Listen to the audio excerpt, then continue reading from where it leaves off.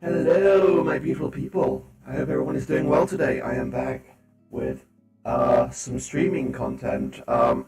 Today we are going to be doing something a little different. We are going to be doing tier lists. I see chaos in the chat. I will give you a boop. Robotic boop. There we go. Hope you enjoy that. Yes, so as I said, today we're going to be doing tier lists, and it should be a lot of fun. So, I have a couple of things planned today, but I will be taking suggestions. If anyone in the chat wants to suggest a tier list for us to create, we can go ahead and create that. But I figured, what better way to start off than with one of my favorite franchises of all time, Pokemon. So we're going to start off today by ranking all the mainline Pokemon games, and I'm sure that some people are going to get very upset, and that is fine.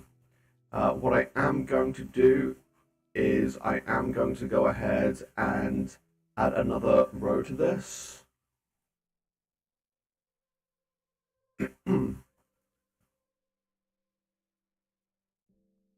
Which was going to be unplayed, but then I realized I have actually played all of these games. We'll just call this the F tier, because we need an F tier for games, don't we? Alright, so every single Pokemon game, we're going to start off by ranking these today. So, be sure to send lots of hate mail, because obviously hate mail makes the world go round. And the more you guys interact with my stream, the more it gets pushed. And obviously don't forget to touch your likes on this video as well. I'm sure some of you will put dislikes on there as well. Now, I'm not just going to be ranking the games based on just like for example, I'm not going to put like red and blue in like the same tier necessarily and like things like that. So dual versions, they might have slightly different rankings depending on a few aspects, like how well I feel the plot works in that game versus how I feel it works in the other game, personal nostalgia, or the version exclusives you can get. So, we're going to start off here with our Pokemon tier list, and it's going to be fantastic. So, I'm just going to kind of go in the came to judge, don't fail me. Oh, hey Kiki, hope you're doing well. Yeah, we're doing Pokemon tier lists. So, the first game on the block is Pokemon Alpha Sapphire. Now, for me, I know these ones get kind of like a mixed bag. Some people like them as remakes, some people don't like them as remakes. They had a lot of features from Emerald, whereas Heart Gold and Soul Silver obviously had a lot of features taken from Crystal and implemented into them. And look, I get it.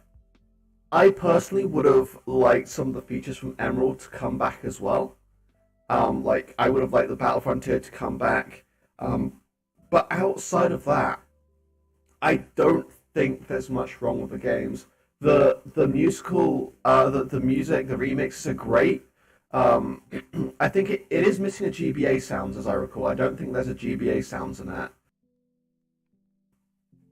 Which kind of sucks. You can't listen to the original music. Having said that, the music is really good. I like the fact that there's a remix for Fortree City now and a remix for the Secret Base. They're two unique songs now. I think that's really cool. I think a lot of the characters they added were really cool as well. I like Zinnia and the Delta episode. I like the guy, I can't remember his name, the guy you meet in Fortree City who has the Flygon, and he teaches you about secret bases, I think. He's pretty cool. So, I also really just like the Hoenn region in general, so I'm going to go ahead and stick this in rank A. Hoenn region is just great. Next up, we have Pokemon Black 2. Now, hot take, I actually like Black 2 and White 2 more than I like the original Black and White. I don't like the limited Pokedex in Black and White. It bothers me a lot, and actually, for that reason, I didn't actually play Black and White when it first came out. I only played it after I played Black 2 and White 2, and I knew enough about the plot, right, to play Black 2. But Gen 5, I think, in general, is very peak Pokemon. I think there are two places I feel like Pokemon series could have ended. One of them was Gen 5 and the other one was Gen 6. If they wanted to end the Pokemon series, they could have ended it either of those generations. However, Black 2, fantastic game. It is going to be one of the first games I put into S tier. There's a couple of games I think I'm going to put into S tier. Then we have the original Pokemon Black. Now, obviously, I already said I like Gen 5, so you know it's going to be ranked kind of high. I don't like it as much as Black 2, so I am going to put it in A tier. I know I have two people watching me right now who Pokemon Black and White are their favorite games, but they're not my favorite. I will still rank them very highly, though. I like what they did with the plots. I kind of wish that Pokemon continued to be that sort of story-driven. I thought it was a really good thing for the game to do. Next up is the original Pokemon Blue. Now, I have strong opinions on Pokemon Blue. Now, Gen 1 in general, I think has aged incredibly poorly.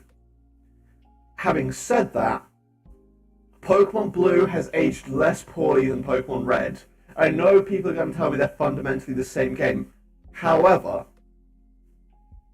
Pokemon Blue has better version exclusives. And also, in Pokemon Blue, it's easier to do the Game Corner exclusive Pokemon because prizes in the Game Corner are cheaper in Pokemon Blue than they are in Pokemon Red. And that is a big deal because if you're trying to 100% the Pokedex, you spend a lot of time in the Game Corner. I think Pokemon Blue is going to go... Oh god, where do I want to put this? It's going to be C tier, but it's probably going to be very low C tier. Like I said, Gen 1 hasn't aged that well.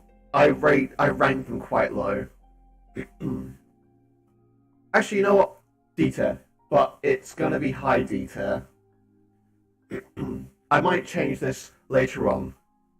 But Pokemon Blue is going to go in the D tier for now. I know it was their first game and they're kind of trying to find their footing, but I have to take into account how these games feel to play today. Pokemon Crystal. Now, Pokemon Crystal is good. Johto is good. I like the fact that you can go back to Kanto. However, we need to take into consideration this is before a lot of the quality of life changes that came in later games were implemented. Also, what sucks is a lot of Johto exclusive Pokemon don't appear until the post game. I think Slugma is a good example. I don't think Slugma actually appears before you get to Kanto. I think Slugma can only be found in Kanto, which kind of sucks and kind of doesn't make sense. I think it's the same for a couple of other Pokemon. Also, can we talk about how the Johto gym leaders don't really tend to use Johto Pokemon? There are so many good Pokemon, and the Johto gym leaders just seem to use Kanto Pokemon for some reason. I don't understand why. There is a lot of level scaling issues. Having said that, I like the fact that it's a direct continuation from the Kanto games, and they reference Kanto a lot. The fight with Red atop of Mount Silver, still one of the best fights of the series. This is going to go C tier, but it is going to be one of the higher C tier games. Okay, Pokemon Diamond. So Gen 4 is a really good generation of Pokemon. I think it's probably the generation I've spent the most time playing.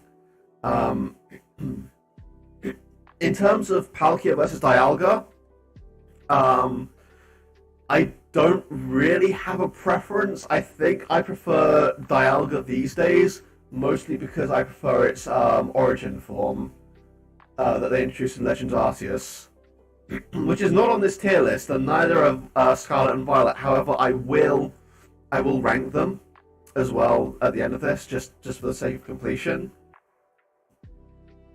I'm going to put this in B tier. It is Gen 4 in general is just a very good generation. Very difficult to fuck up Gen 4. Pokemon Emerald. Now, if anyone actually knows me, you all know this is my favorite game of all time. Like, bar none, this is my favorite game of all time. I love the Hoenn region. I love the Pokemon. This is the first Pokedex I ever 100%ed. The events, although, like, I guess I can't really judge them based on the events, but the event legendaries are really cool. Like, I like how Birth Island is a continuation of what happened on Cinnabar Island and everything. And just in general, I think this is Pokemon at its finest. Obviously, it's missing a lot of the modern day quality of life changes, but this is my favorite Pokemon game. I'm putting it in the S tier. Pokemon Fire Red. Now, I think this is one of the best ways to experience the Kanto region, personally. A lot of the quality of life changes which were introduced in Generation 3 exist within this game. The music slaps, and the post-game with the Sevi Isles, really good as well. I don't really need to think too much about this. Pokemon Fire Red, I think, is going to go... Oh, do I want to put it in the A tier or B tier?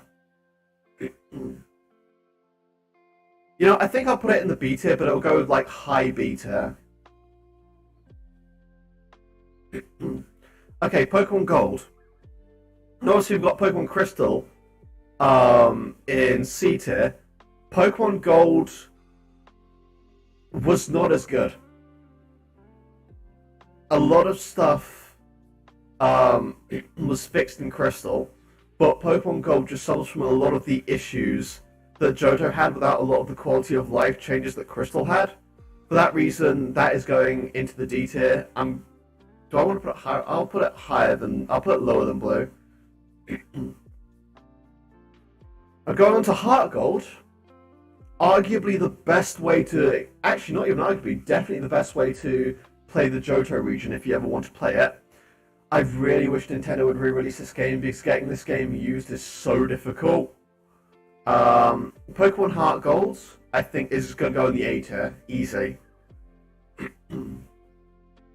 Pokemon Leaf Green, the disparity between Pokemon Blue and Red isn't as it is much bigger than the disparity between Fire Red and Leaf Green. I'm going to put Leaf Green under Fire Red just because nostalgia. Fire Red was one I played as a kid. I think Pokemon Leaf Green has a couple of better version exclusives. Like I think Leaf Green is the one you can get Growlithe in. That's the only reason I might rank it higher. But ultimately, no, actually, you know what? Yeah, version exclusive wise, I'm going to put Leaf Green higher than Fire Red. There we go. I took off my nostalgia goggles for 1 second. Okay. Pokemon Let's Go Pikachu and Let's Go Eevee. People about to get really pissed off at me.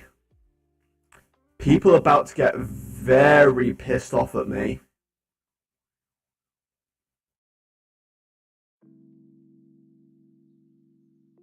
People are going to get really pissed off at me for ranking them so high.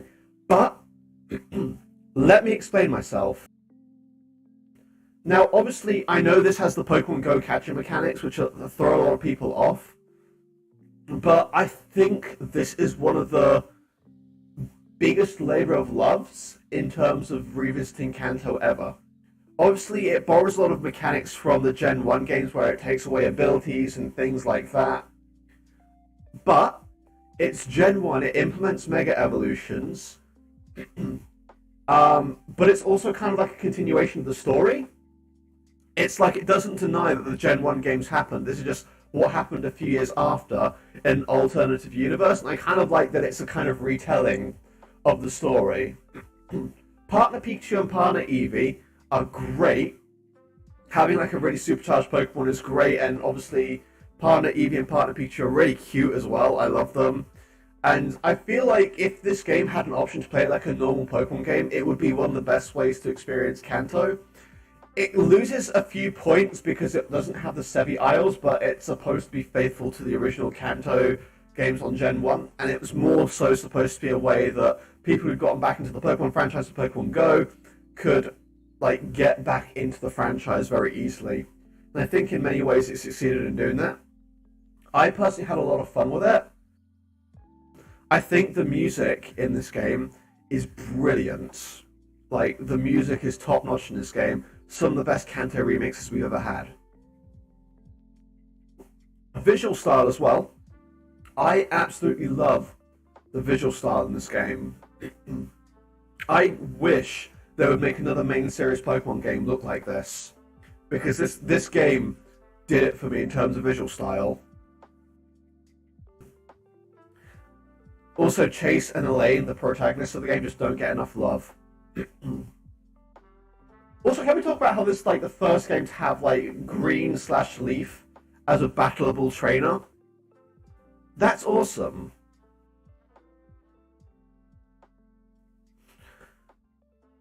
Pokemon Moon. Okay, Gen 7 did not really stick with me in terms of Pokemon games. I played Pokemon Moon, and I like a lot of the Gen 7 Pokemon, but in terms of games, they just didn't stick with me. I'm probably going to put Moon just here in the C tier. And, yeah, like, I enjoyed what I played of Pokemon Moon, but I've never had the urge to revisit it. I feel like it was one of the first Pokemon games which really babysat you. Gen 6 babysat you a little bit, but I could look past it. This game just really babysits you quite a bit. So for that reason, C tier. Omega Ruby, same thing as Alpha Sapphire. This is the one I played when it first came out, and how am I doing? Oh, hey Fireheart, I'm doing great, thank you. Hope you're doing well as well. Anyway, Omega Ruby is the one I played. Zinnia being in Team Magma, I don't know why, just seems to make more sense to me. And I'm not quite sure why that is. It might be because I felt like the Magma outfit just suits her better. Also, the Magma suit just makes a lot more sense for something that you'd also be able to wear into space in the Delta episode. So there we go, that's going in A tier. You can tell there is a big bias for Hoenn on this list, oh my god. Pearl, this is the one I played as a kid. So it's going to go over Diamond just for the nostalgia factor. Platinum, this is Sinnoh at its finest. If you want to play a Sinnoh game, play this one. I actually recently replayed this a couple of years ago. Still holds up really well. I'm going to go ahead and put this one in A tier. Do I want to put above or below? I'm going to put it above Heart Gold. Hot take, but I think this game borrows a lot of things which works well in Heart Gold. And also, Heart Gold obviously suffers from a lot of the issues that Johto suffers with level curves being off and, yeah, things like that. But overall, I think this is the premier way to experience the Sinnoh region, and leaps and bounds above what Pearl and Diamond were. Really good way to experience it, and like it just shows in the rankings, I think. Okay, Pokemon Red. I said there is a big disparity for me between Pokemon Blue and Pokemon Red, and for that reason, I'm about to do something that's going to piss off a lot of people.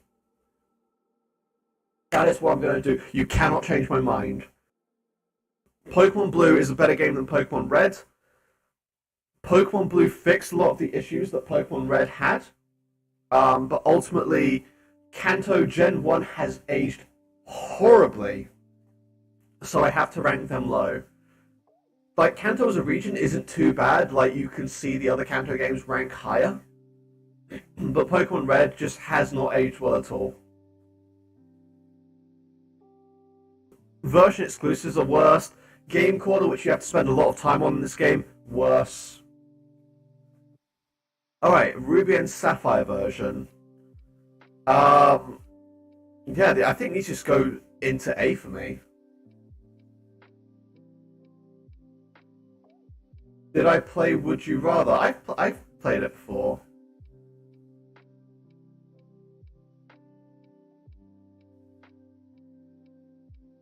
Okay, so Pokemon Ruby and Sapphire, not as good as Emeralds. I'm actually going to go ahead and stick them. If the experience you want is Pokemon Ruby and Sapphire, Omega Ruby, Alpha Sapphire do it a lot better. Pokemon Ruby and Sapphire is still good. Gen 3 in general is a very tight game. The mechanics are very good. And I spend a lot of time in these games. You can tell which one I pick based on how I rank them. Yeah, Pokemon Ruby and Sapphire, I think this is how they rank for me. You know what I'm going to say, actually? I'm going to do this. Pokemon Black exists between Alpha Sapphire and Ruby and Sapphire.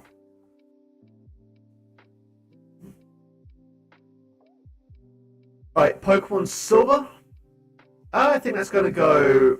You know, I prefer Lugia to Ho-Oh, so Pokemon Silver can go above Pokemon Gold. But again, the same issues which pained Gen 4, Gen 2 present here. And I just can't really rank them that high. I think from Gen 3 onwards, I'm very biased against Gen 1 and Gen 2 because Gen 3 is where a lot of good quality of life functionality came in, which carried over into the rest of the games. And I just cannot deal with it. Like, I can't go back and play these games. I do not enjoy them because I'm so used to the quality of life changes. Pokemon Soul Silver, I'm going to go ahead and put here. Actually, you know what? As bizarre as it is, I like Silver better than Gold. I actually like Heart Gold better than Soul Silver. I don't know why. Maybe it's just because I think Ho-Oh got a really good redemption during Heart Gold. I don't know. But yeah, obviously, you can't argue these are great games. Pokemon Sun, I'm not really going to change much here. It's going to go next to Pokemon Moon. Same reasons as before. I just prefer Lunala over Solgaleo. Okay. This is where I'm going to confuse a lot of people. I preferred Ultra Sun and Ultra Moon to Pokemon Sun and Moon. So, when I first played Sun and Moon, I got to the end of them, and I felt like something's kind of missing here. And if you'll excuse me for one moment, I'm just going to go ahead and adjust my VTuber's tracking because I've noticed it's blinking far too much. Alright, there we go. That should be better now. Apologies, I just broke immersion for a second there. Okay, so I actually preferred Ultra Sun and Ultra Moon. I preferred the plot of them. I preferred the selection of Pokemon in them. Mantine surfing sucked ass. I didn't do Mantine surfing beyond the one time it was obligatory to get to the other islands. But Sun and Moon kind of left a taste in my mouth where it felt like, oh, something is missing in this game. And I didn't know what it was. I just felt like something was missing. There are plot elements which clearly they wanted to do more with these games. And I think a lot of those plot elements are present in Ultra Sun and Ultra Moon. And also, you had Rainbow Rocket, which was fantastic. These games, I'm actually going to go ahead and stick here above Diamond and Pearl. I also like that Necrozma did more than just sit there in a room. And also, like, Ultra Wormhole Surfing, really fun. Alright, Pokemon White 2. I'll go ahead and stick this in the S tier, alongside Pokemon Black 2. Plot-wise, not a lot changes. I prefer some of the version exclusives in Black 2, which is why it's slightly higher than White 2, but I'm not going to drop this down to A rank just for version exclusives. I think Black Kyurem is just kind of cooler. And yeah, there's not really much to say there. Pokemon White, again, it's just going to go next to Pokemon Black. I said there would be some disparity between some versions, but like it looks like a lot of them just kind of been ranked together.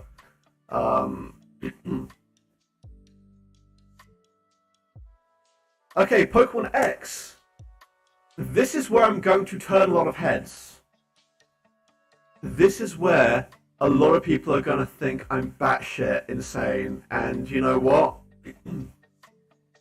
Fair enough.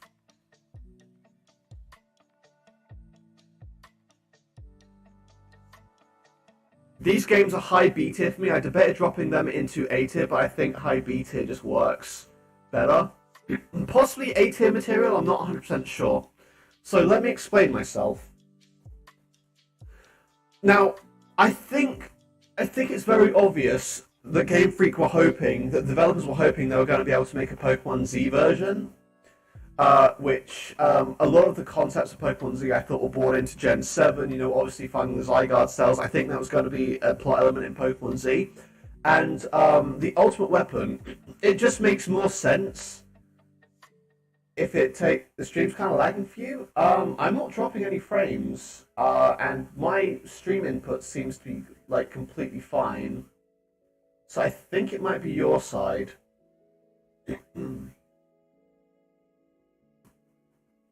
Okay.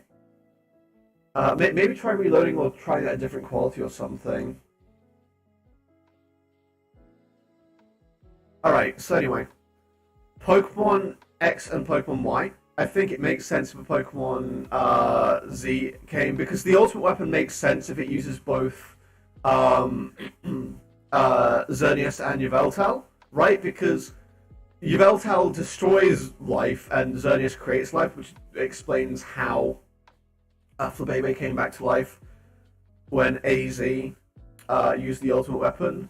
I do hope they reference Pokemon X and Y in the upcoming DLC. There's obviously AZ initials are also the initials for Area Zero, and there is a giant crater in what is Spain next to the region which fired an Ultimate Weapon, which is based on France. So I'm kind of hoping that does. I really want the Kalos region to get a swan song. The Kalos region itself is gorgeous. It feels so lived in. It feels so beautiful. And I'm so sad that this game didn't get a third version. Because for all of its flaws, it did some really great stuff. It introduced some really amazing Pokemon. And it introduced what I argue is the best battle mechanic of all time, which is Mega Evolution. They have never been able to top Mega Evolution. And I really wish they would bring it back to a main series game. Obviously, Let's Go Pikachu and Let's Go Eevee brought it back. Some of the spin-offs, like Pokemon Masters, have Mega Evolution, but they've never really brought it back, and that saddens me. Oh yeah, no, it is a big rip. I do like terrestrialization in the new games. Terrestrialization is really good. Z moves were okay, but I feel like Z moves would be better if they literally did Pokemon exclusive Z moves. So like, you know how like Pikachu had like a million volt Thunderbolt and things like that. I feel like if it was only those Z crystals, it would be a lot better. Because then you can have Pokemon with like niche uses, right? Although Z moves did actually serve to make Splash like a move in the meta, which was hilarious.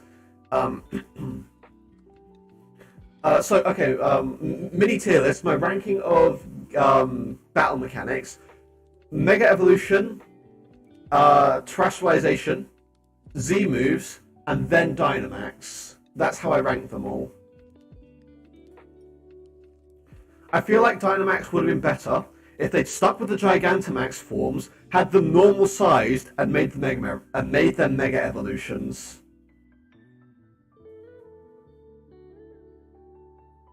Pokemon Yellow, best way to experience Kanto in my opinion. C-tier. So, like, okay, disparity between versions here. F, D, and C. Like, you see how quickly this climbs up. Gen 1 was a crazy time. I also really like that these are technically Pokemon Yellow remakes. Pikachu and Eevee are Yellow remakes, technically. And now, for the one which pisses off everyone. Pokemon Sword and Shield. If you follow me on Twitter, you know that I, without question, hate these games. These are awful games. If Gen 7 babysits you, Gen 8 pretty much just plays the game for you. It was the first game to introduce a non-toggleable XP share, which really sucks for level scaling, because the game doesn't scale properly.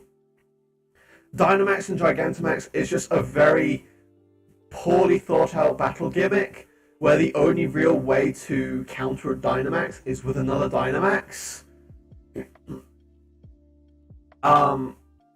Visually, I don't like these games. The fact that, like, the visuals are poor, the animations are very poor for what I expected from a Switch game. The performance, here's the thing, I've never understood why these games perform so bad. Like, the pop-in is terrible.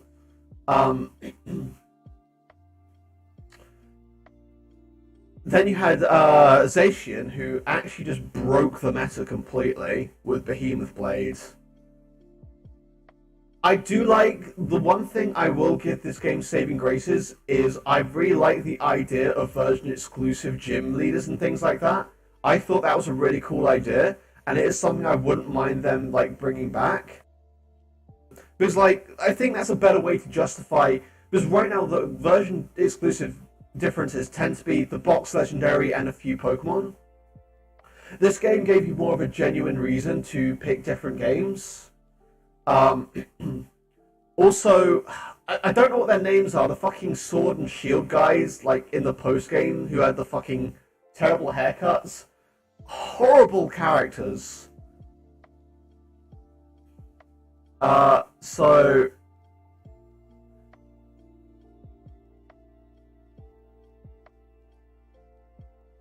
I'm sorry, those go in F tier. I do not like those games. I know there are people in this chat who like those games, but I cannot find it in my heart to like these games. I feel like these games get better if you do a challenge run on them. Like, so for example, if you play with level caps, or if you don't Dynamax. Piers' gym is really good. I like the fact that it doesn't have Dynamax, and I like the fact that it doesn't use Dynamax, and it's a very unique gym. I've said a lot of negative things. I will say things I like about them. So Piers' gym is really good. I like the fact that it's a gym which doesn't use Dynamax. It's a very unique battle. Rayhan is a pretty cool character. I didn't like Leon that much, so I won't really talk about Leon. Marnie is good. I don't like Hop or Bead. I don't like them, no. Like, I feel like they're good if you want to do a challenge run, that's it. Okay, I think my opinion on these games can be summed up in one scene. Now, I don't remember, like, the names of, like, all the towns, what have you, but there was, like, it was like Pokemon were randomly starting to Dynamax, and there's this one time you get to a town where you're going to be, like, doing a gym challenge, and Leon's there, and, like, a Pokemon Dynamaxes outside of town, and Leon's like, oh, don't worry, we'll go handle this, you just do your gym challenge. And, like, it's like, I feel like if this was, like, an older game, where it didn't handhold you as much, they would have said, okay, before you do your gym challenge, come help us fight this rogue Dynamax Pokemon and things like that. The game just rails you so hard, and there's nothing there's nothing you can really do on the side. It really keeps you tracked on doing your gym challenge and doesn't let you interfere. Chairman Rose as well, his motivations just didn't make sense to me. He wants to bring about the darkest day to fix a power crisis, which isn't going to happen for another 1,000 years. Now, 1,000 years is like a long-ass time. You can probably figure out an alternative in that time. His motives just did not make sense to me. Chairman is a very ill-conceived villain. I think his assistant, what's her name? Alana? Is that... The woman with the Garbodor, I can't remember her name. His assistant, I really liked her. She was a really cool character. And I liked how she has like a load of beautiful Pokemon, but her ace is Garbodor. Like the implication is she's like really pretty and she presents beautifully on the outside, but when you get deep enough into her, you just see trash. I thought that was a really good metaphor. Also, there's a lot of plot which you don't actually get to hear in the main game. Like Alana has like a really good like story about her meeting her Garbodor as a Trubbish. And I think that story is like relegated to a trainer card or something. No one in the main game actually tells you that. Which really sucks ass, because that would have given that character a really much deeper connection, like, with the audience. Okay, I feel like Alana, Pierce, and Marnie are like the only NPCs I actually really liked in that game. But that's how I'm going to rank all those. Now, I am going to, because Legends Arceus and Scarlet and Violet aren't on here as well, I'm just going to quickly say where I rank those. Legends Arceus, easily an S tier game. If you've never played Legends Arceus, play that. It's a really nice spin on the battle system. It's a really nice spin on the franchise. I like that it made a more in-depth battle system with the strong style and the agile style moves. Alpha Pokemon, a really cool concept, and I really want to see them play with that a little bit more. Like, I personally have, like, fan theories that, like, for example, the Totem Pokemon in Sun and Moon are technically Alpha Pokemon. And I'd really like to see them, like, link that, like, oh, maybe Alpha Pokemon are, you know, linked to Titan Pokemon in Scarlet and Violet and things like that. I think it'd be really cool if they did that. The game falls short a little bit because of its performance issues, but the performance issues aren't that bad. So I would put that in the S tier. Also, the fact that it was a game where you didn't need to buy another game to complete the Pokédex, which is really a really nice touch. Game Freak, do that more. Then Scarlet and Violet, I would actually probably put them like high B tier. Like, I'd probably put them like just below X and Y. So I really enjoyed my time in Scarlet and Violet. Obviously, there's a ton of performance issues, but if it wasn't for the glitches and performance issues, I think this would without a doubt be an S tier game. It's let down because of its glitches and performance issues. Also, the fact that you can only rematch the gym leaders once and only play the Elite Four once. There are some other things about the games as well which would be good. So, for example, if levels scaled, or if like it was hard to get to parts of the maps without some of the Herb Mystica abilities for your ride Pokemon. Because like a couple of times during that game, which you can see my playthrough is here on YouTube, a couple of times during that game, I ran into like parts of the game I was not intended to be in yet. Also, I feel like some of the trainers could have been more challenging. Like, for example, they could have had more comprehensive movesets, or some of them could be using hold items and things like that. To my knowledge, I can only remember one trainer who had a hold item, and I think they had like leftovers or something. And I tried to steal them with Covet, but I didn't let me keep them after the battle, which kind of sucked ass. But either way, that is how I rank the Pokemon games. So feel free to tell me to fuck off and die, because I'm sure that's what I deserve for some of these rankings. Oh god.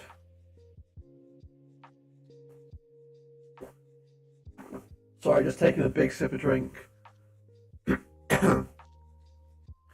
Let's have a look at some other tier lists though. Let's see what is there.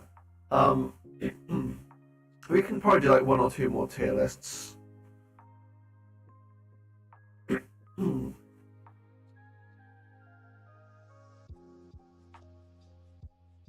Stream is lagging. Once again, like the input is like fine on my side, and like I'm watching my output, and it looks okay. I'm not dropping any frames. My CPU usage is really low right now.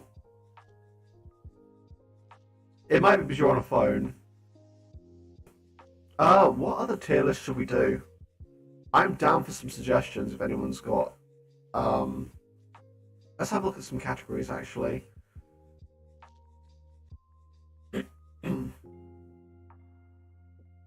What is an Among Us tier list? What can you possibly rank in Among Us?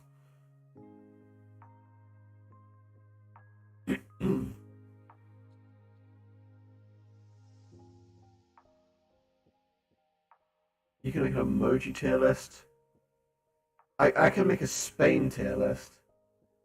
Do a tier list of South Park characters? Sure, I'll do that. That'll be fun. Oh, right, I'm actually all caught up on South Park now. After streaming it, I decided to go back and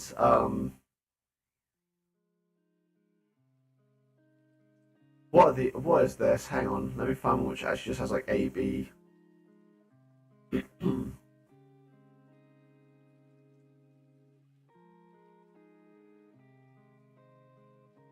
I think I could just like rank all the South Park characters in general.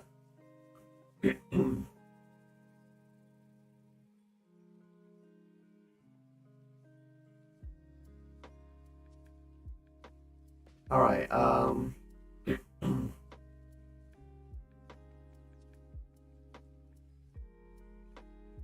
There's gonna be like a few characters here I probably don't remember.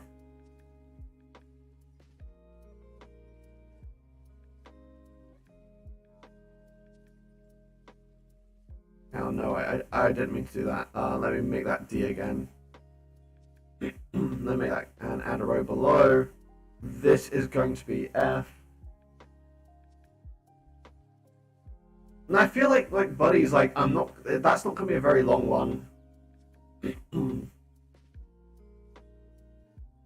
And we will also add one for can't remember, because there's been a lot of like one-time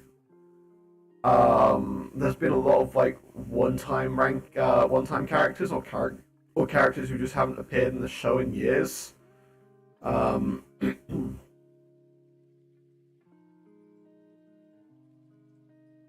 So yeah, okay. Let's rank the South Park characters. Alright, so I'm not going to go into much detail on these because the South Park characters, if you pardon the pun, a lot of them are very two-dimensional. Okay. So Bebe is kind of like just like a background character. He doesn't really like do a whole lot. Dude, I wouldn't be surprised if New Kid appeared somewhere in this episode. Alright, Bebe is just kind of like a nothing character, isn't she? She's had some role, but like not really much. I think I'm just gonna put her like in the C tier because like she's like so incredibly average that I can't really think of anything. Token. I really like how after they gaslit everyone for the name, they start like Stan now calls him Tolkien. Like he tries very carefully to pronounce the name. I like that. Token's a cool character. I think Token is like an A tier character for me. I can't remember what I can never remember what Token's girlfriend. I can't remember what this character is ever called. But again, she's kind of like a nothing character for me. So I think she's just C tier. She doesn't really appear that much. I think she literally just like most of her appearances now with Token. Butters, easy A tier character.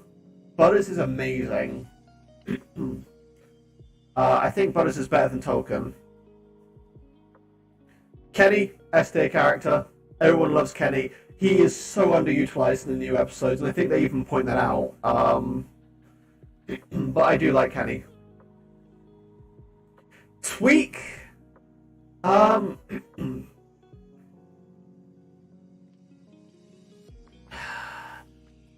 Tweak is actually, oh god. Tweak is actually probably a D tier character for me. I really want them to make an episode where he stops drinking coffee and just chills the fuck out, because I think it'll be the funniest shit in the world. But, like, ultimately, I don't like that Tweak is just like he's a very two-dimensional character.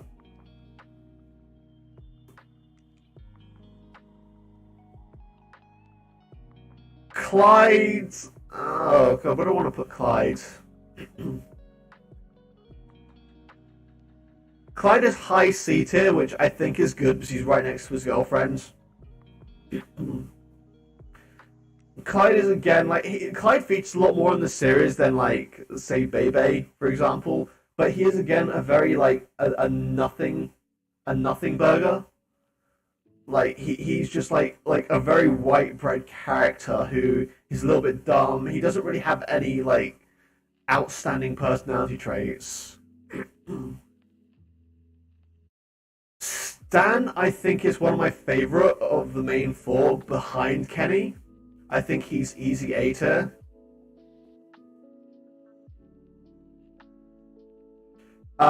Timmy is good. However, I think Jimmy overshadows him. I'll put him in B tier though, because I think Timmy is really good. I just think Jimmy's better. Wendy is probably one of my favorite female characters in the show. I think Wendy is like easy S tier for me. Jimmy, like I said, I think he's better than Timmy. I don't know if I'd quite rank him in A tier. But I will rank him above Timmy in B tier. Scott Malkinson is a character who's gotten better with time. I think I'd put him under Timmy though. He needs a few more good episodes. I like the episode where I like the Basic Cable episode. I think he was really good in Basic Cable, where he wanted to watch Mandalorian with that other girl because she had diabetes. Although what I was really hoping at the end of that episode is when she said, "You're not my type," I really wish she turned around and said, "I'm type B." As like a reference to different kinds of diabetes. But I do really like Scott Malcolm because I think he's a character who's gotten better with time. I don't think I'd rank him any higher than this yet, though. Kyle. I don't like Kyle. Kyle is just such a problematic character. The thing is, I think there are some times when Kyle is just worse than Cartman as a character, like, in terms of shit he does. Because, like, for example, if you look at, like, when Cartman was dating Heidi, Kyle was the one who broke up Heidi and Cartman. But in many ways, you can't deny it was simply just to get with Heidi. So he did actually kind of do it for a selfish reason. And a lot of the things that he does, which he thinks are kind of like good and righteous, he does them for selfish reasons. And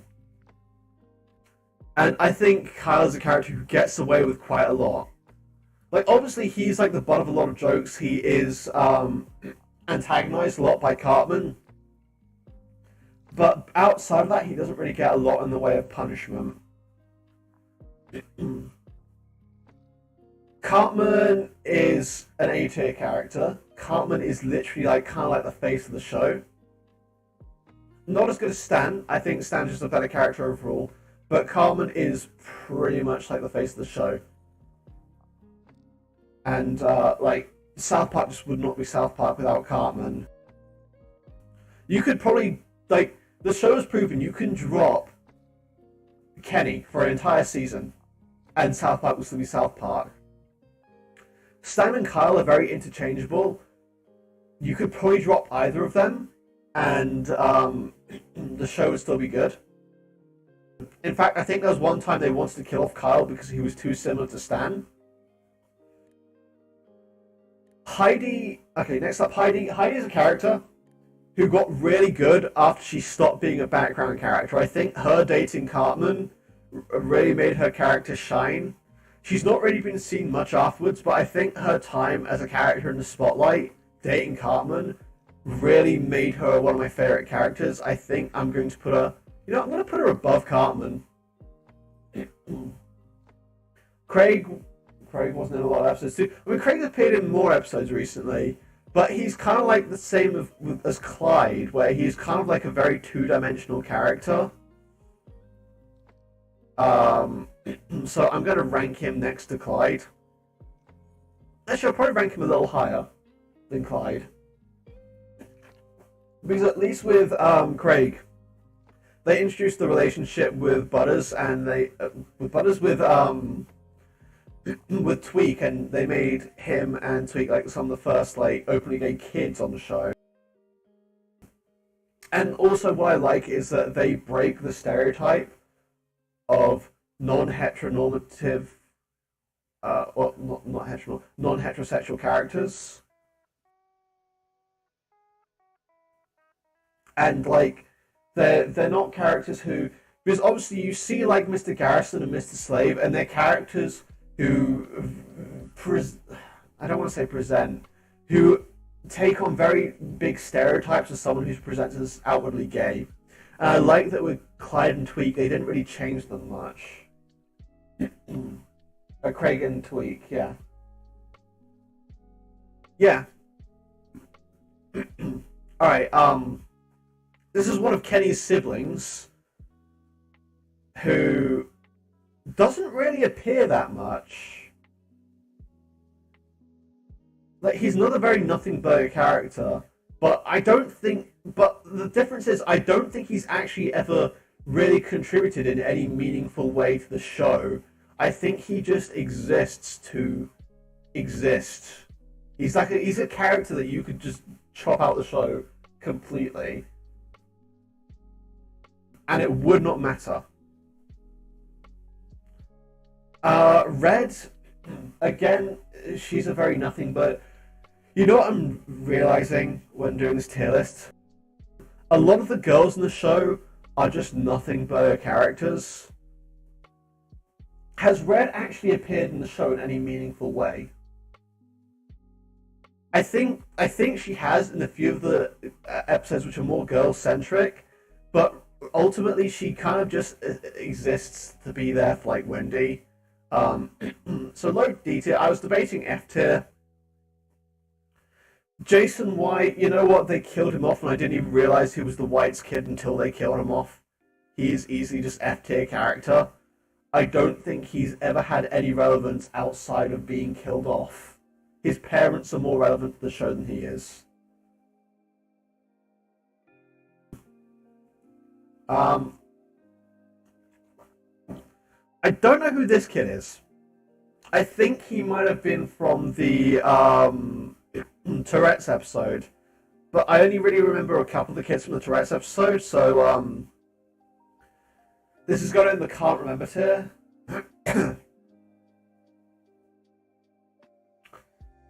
And obviously we all know this, the poor boy who had his parents eaten. I didn't really like him as a character. I don't think he deserved to get his parents eaten, But ultimately, I was kind of glad when he lost in the end.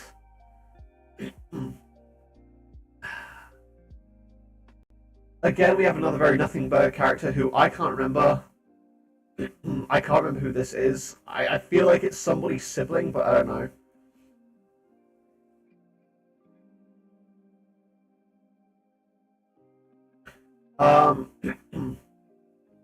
I think this is the kid who turns into Mint Berry Crunch, right? Or is that a different one?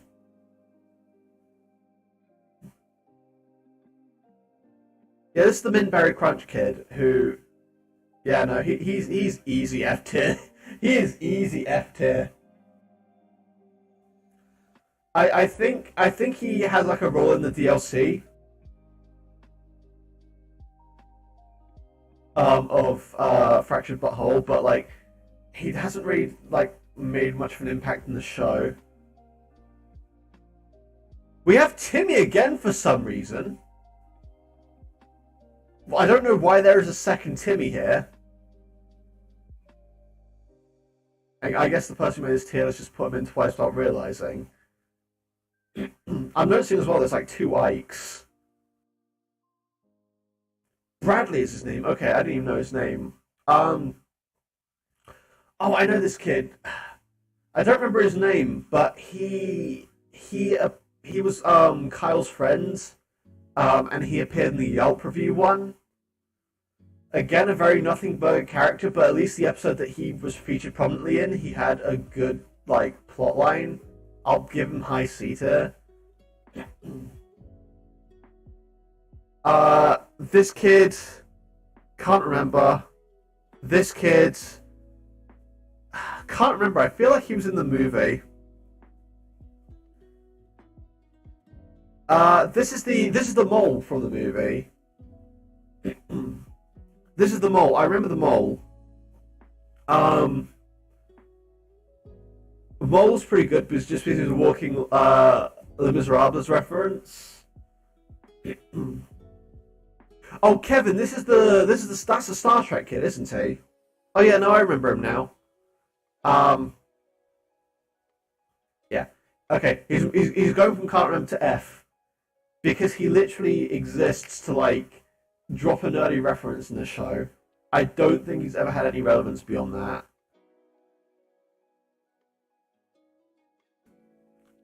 This kid can't remember. I think it's another one of the generic background kids. This is Karen, I think. Not Wendy's sister. Kenny's sister. I like Karen as a character, although she doesn't really feature much. I'll put Karen in B tier.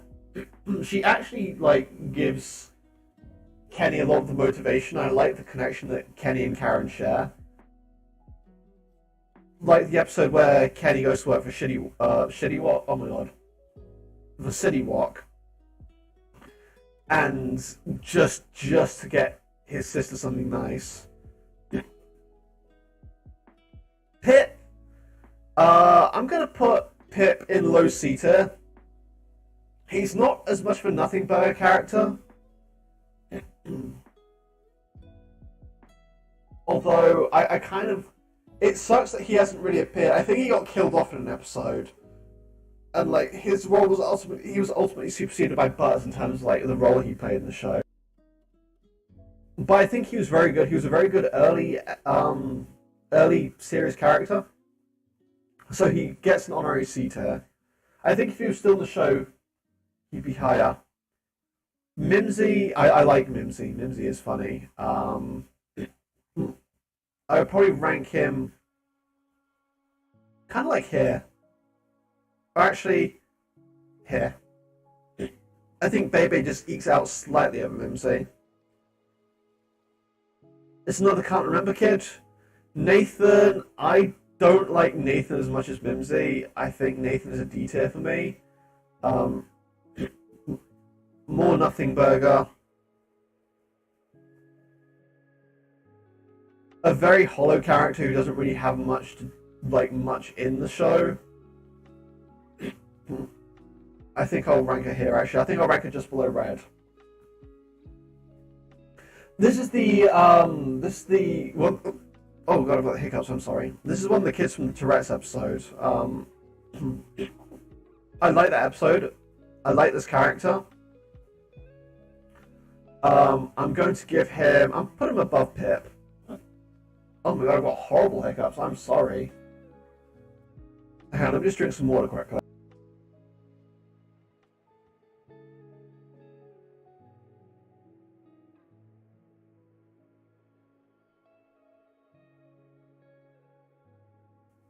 Alright, I'm sorry about that. Another Nothing Burger character.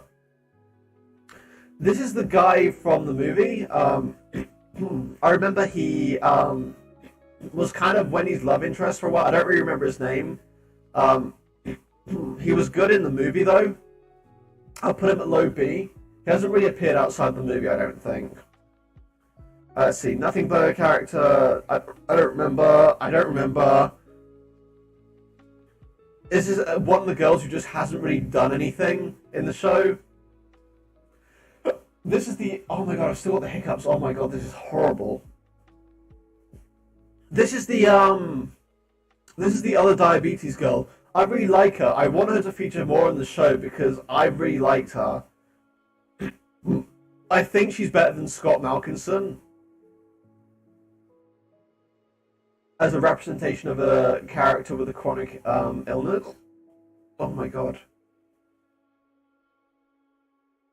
I want her to feature in more episodes of the show because I really liked her episode. Alright, Kyle's cousin Kyle is easy F tier. I do not like him. I do not like him at all. Alright, then you have the... Okay, now we've got the Vamp kids. Vamps... Not really a fan of the Vamp kids in general.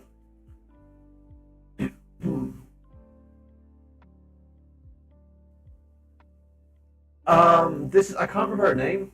This is the character who turned out to be a walking ad. I loved her character.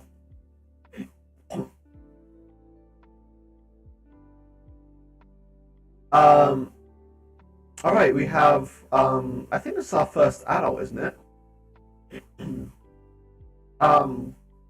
Gerald is great. I really loved him in the, I really loved him when he became a troll. I think he's an A-tier character. PC Babies, PC Babies, where am I putting the PC Babies? I like the PC Babies more than Pep.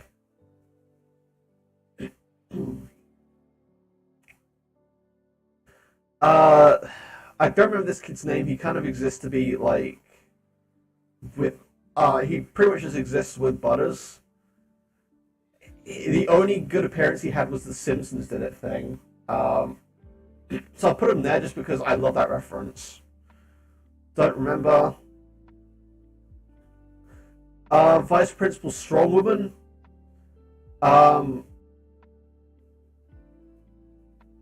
think she's high C for me.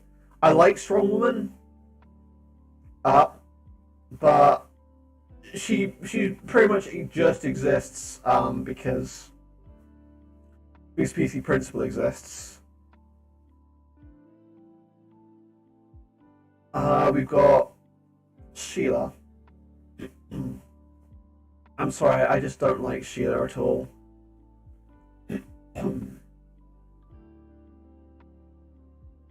Then we have the Goth Kids. The Goth Kids are all like B tier for me. I'm sorry, these hiccups are really distracting. I know, and I apologize. There's nothing I can really do about it.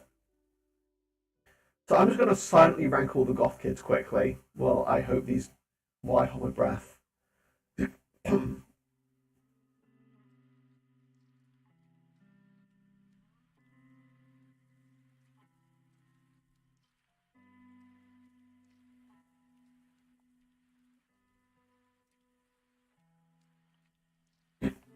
Yep, okay, there's all the Goth Kids.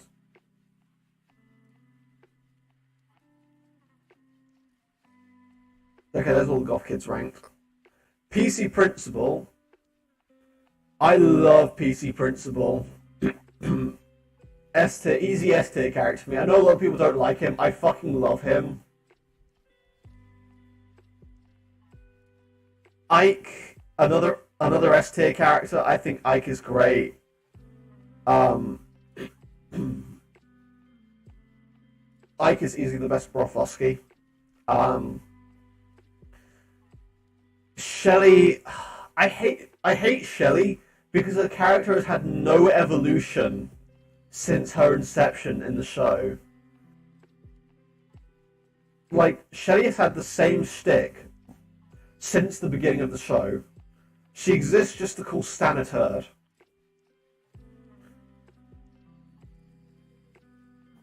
We have another Ike.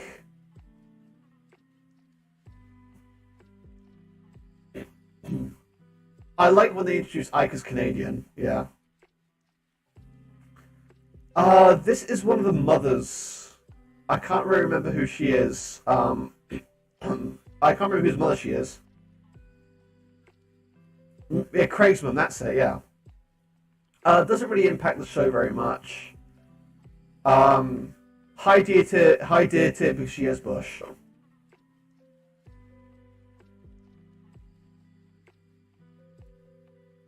Stan's mum, I think is better than Vice Principal Strong Woman.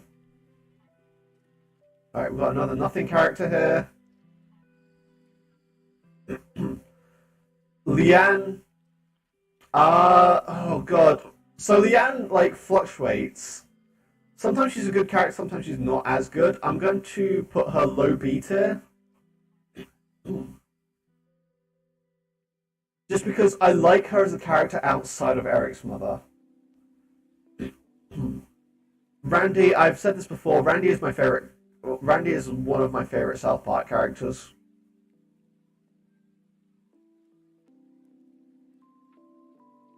Craig's dad, absolutely do not like this man. This character was Kenny's girlfriend for an episode. Didn't really have much of an appearance outside of the episode, but I liked her appearance in that episode. I'll put a low beta. Stan's grandfather, not really a big fan of him as a character. I'll put him high D tier.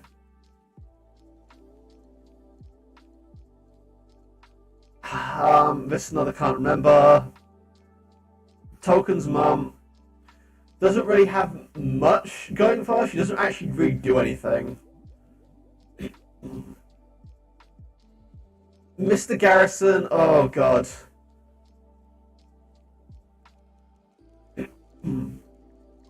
There are times I like Mr. Garrison, and there are times I don't like Mr. Garrison. He can go low C tier.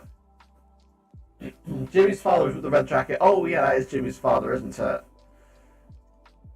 I'm still not going to rank him because I can't actually remember like him really doing much in the show.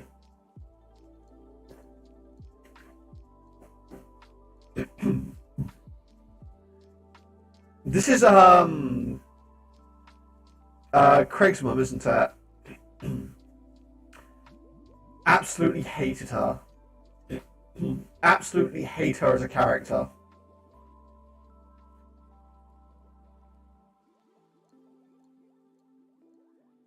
And there's another do not remember. I think this is Jimmy's mother, who I do vaguely remember. Yeah, I know Clyde's mother died in the toilet in the show, but I still don't like her as a character.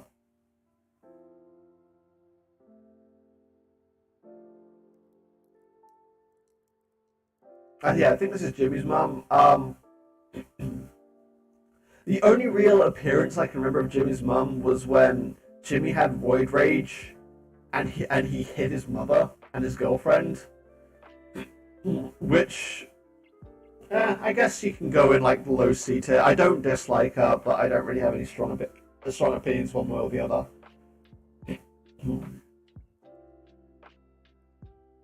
Mr. Slave, I think he's kind of a middle of the road character. He's a character who's just very two-dimensional. Chef. Chef, oh my god, Chef.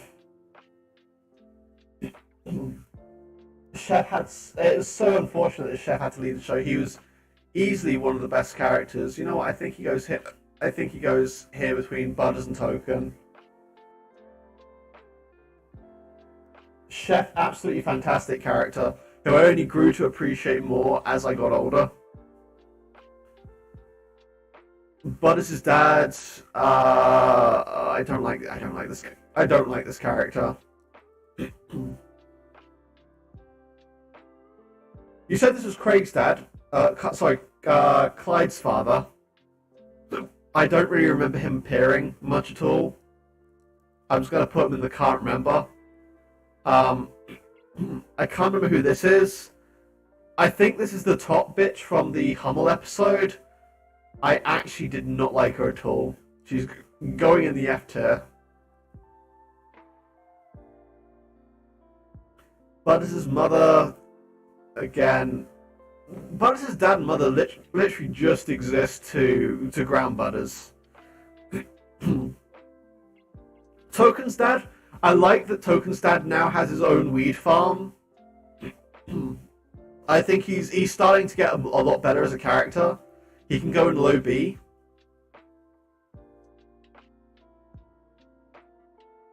Mr. Mackey is easily an A tier character.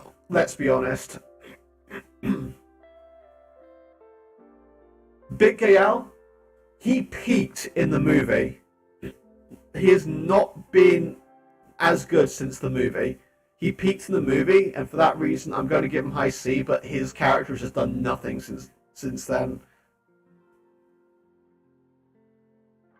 Kenny's parents. I think I'll give his mum B tier, and I think I'll give his dad high D tier. His mum is a much better character than his dad. I hate his dad. Alright, we have more characters I can't remember. This is like Mephisto's little like assistant. Fucking terrifies me. I don't know if it's supposed to be a child or an old man.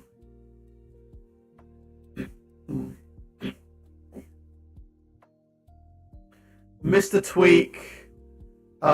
He's a very inoffensive character. There's another can't remember. I think this is Bebe's mum.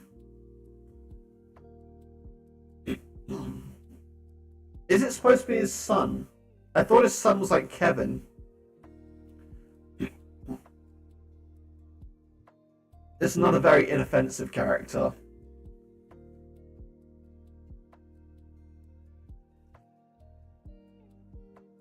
These are Wendy's parents? I thought Wendy's dad was like a lot more built than this. Either way, I don't really remember who these are, so... Officer Bar Brady is a B tier character.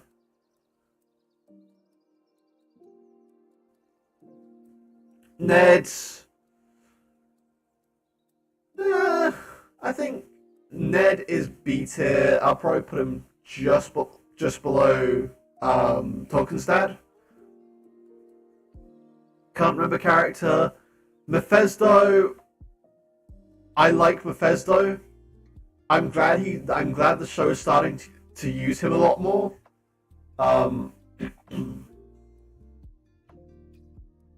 And I kind of hope they bring him back more. Because he was really prominent in the early episodes, and he just sort of disappeared for like a few years. Hi Mina, welcome to the stream. Hope you're doing well today.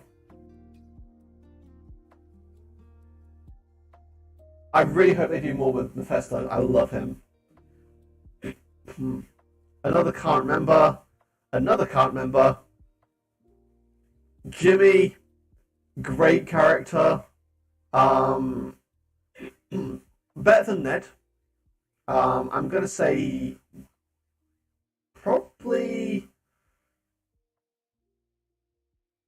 probably here. I think this is a good spot for him. I'm sorry, I still have the hiccups. Mrs. White, let's be honest, the best character from the Whites is the dad. As funny as it is. Yeah, Jimbo, sorry, I called him Jimmy, didn't I? As ironic as it is, Mrs. White is a very inoffensive character. Well, she doesn't really do much. Another can't remember. We've already had you. I'm pretty sure we've already had you. Yeah, we've already had you. Why are there so many doubles in this? South Park has too many characters, man. Mr. White, I fucking love Mr. White. He's such a funny character. They are so on the nose with this character. I love it. You know what? He can go here. Is this the White's daughter? I think it is.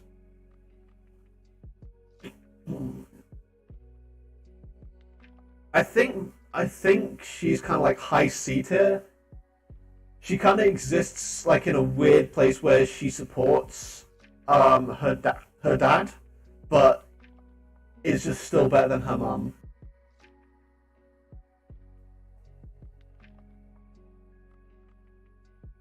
This is, I think Carlton had a pet pig at one point, but I don't really remember much about it. I don't remember who that is. I don't remember who that is.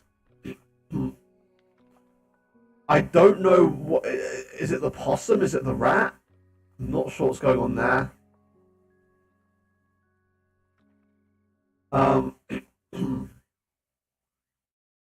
This is Scott Malkinson's dad. He was really good in the Basic Cable episode. Beyond that, he hasn't really appeared. He goes into C for like just non-offensive kind of one-off characters. Another fucking duplicate.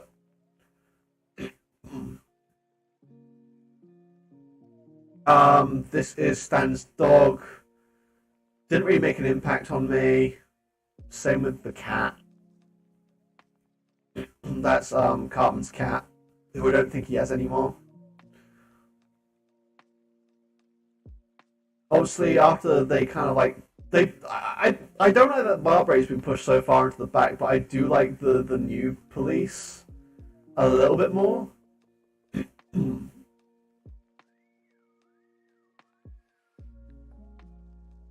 All I've got to say about this one is they took gerbs. Low B tier. He could have gone to high C, low B. He's kind of like a very inoffensive character. This guy, I don't remember his name. I'm not really a fan of him. He goes above the animals. Terrence and Philip. They peaked in the movie and in the games.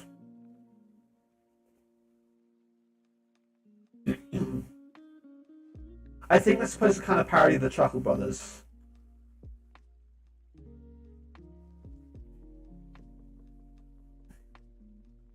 This is another nothing but character I can't remember. This is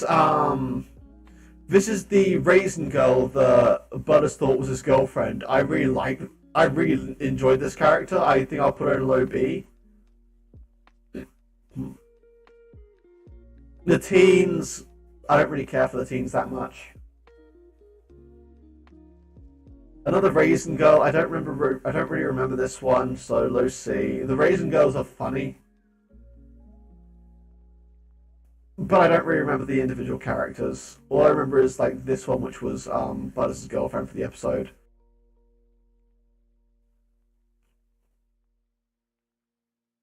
This is Skeeter, right? Skeeter doesn't really appear much in the show anymore. He's kind of just like an inoffensive character. I'll probably put him here. I like him more than Mr. Slave. Not sure. I don't know who half these characters are. Like we're getting into the very like strange part where I don't know these characters. Cupid Me. I didn't really like Cupid Me. However, the Cupid Ye episode saved him for me.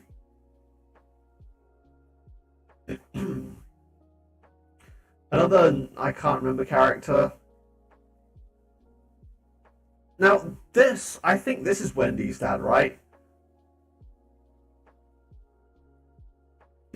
No, wait, this is Heidi's dad.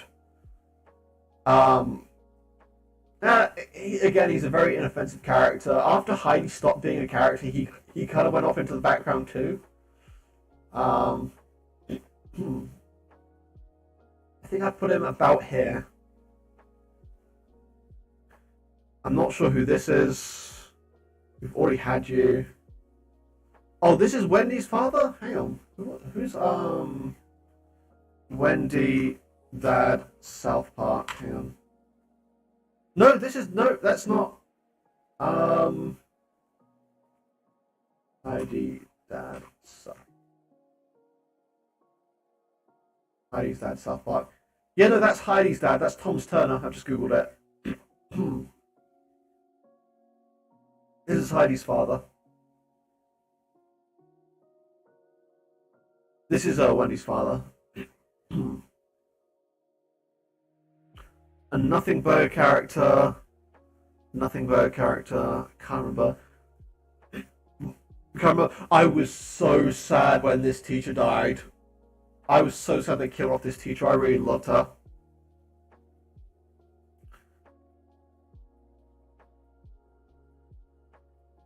Principal Victoria. Not as good as PC Principal. She was a very inoffensive character.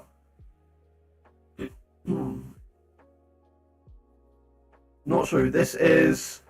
I remember this character appeared in one episode. I liked the episode she appeared in, but again, just kind of nothing character. Another Raisin Girl. The Raisin Girl. I think I'll put her here. Don't really remember her, but I like all the Raisin Girls. I think they're funny. Miss Crabtree. I was so happy when they killed her. I was so happy when they killed her. I was so happy when they killed Crabtree.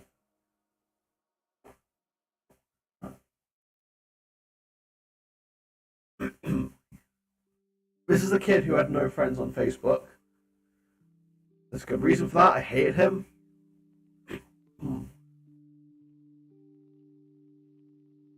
Don't know who this is. I feel like I recognize this kid, but I don't remember who he is. Oh, this was the girl that Mackie just like. This is the woman that Mackie just like really liked. Yeah, I know I liked her. I'm sad she didn't have more appearances, but I really liked her character. Easy B tier character. This is Michael Jackson's kid. I can't remember his name. Kind of just like an inoffensive character who just sort of existed. This is Michael Jackson himself. Michael Jackson became a better character after he died. D tier character. No idea who that is. No idea who that is. No idea who that is. This was their teacher for a little while. I didn't really like her. D tier character.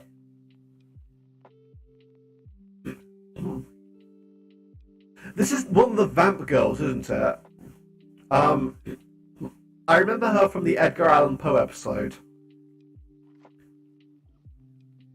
Where I think I like her more than I like the other Vamps. Oh god, that was a big hiccup, I apologise. I think I'll put it here. Because I remember her from that episode and I think I liked her more than the other Vamp kids. Or is she one of the emos? Either way, no, I remember her in the show. And I remember liking her. Lola was her name. God, now I don't know how you remembered that. But I don't think she's really reappeared since the Edgar Allan Poe episode.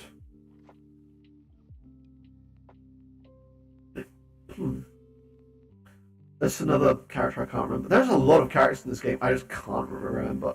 Ian's game in this show, I just can't remember. Another. This goes in the trope of inoffensive girls who just exist to be background characters for Wendy.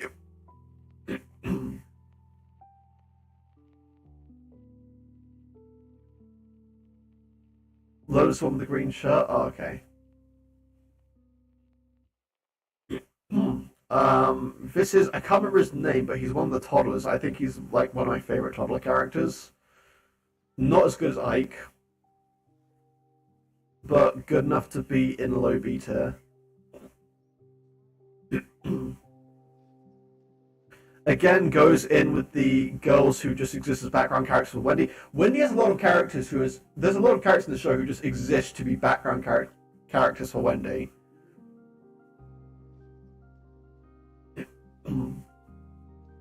I don't remember. Lemmy Winks. I wasn't really mad about Lemmy Winks. Don't remember. This was Butter's Canadian girlfriend, I think.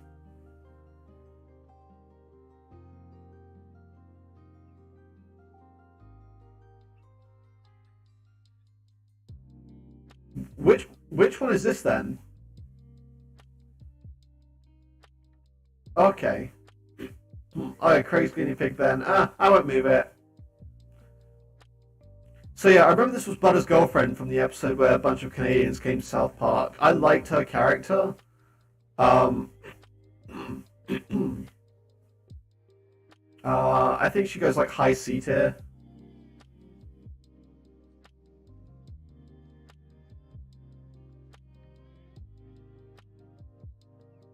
Okay, I don't remember your name.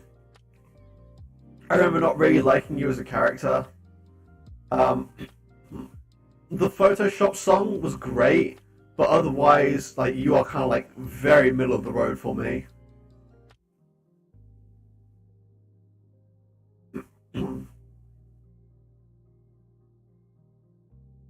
Another one I don't remember.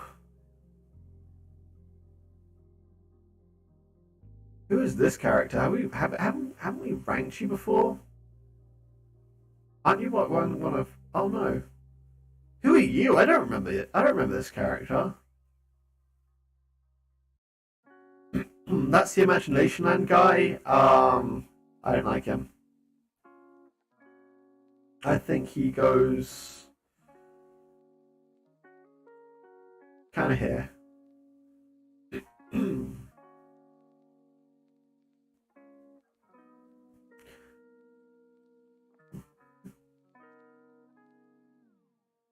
Mickey Mouse. Mickey Mouse is amazing in this show. Mickey Mouse is like an A tier character very easily. Oh, that's his name, right? Yeah, I don't really like know much about him. Randy as Lord, S tier.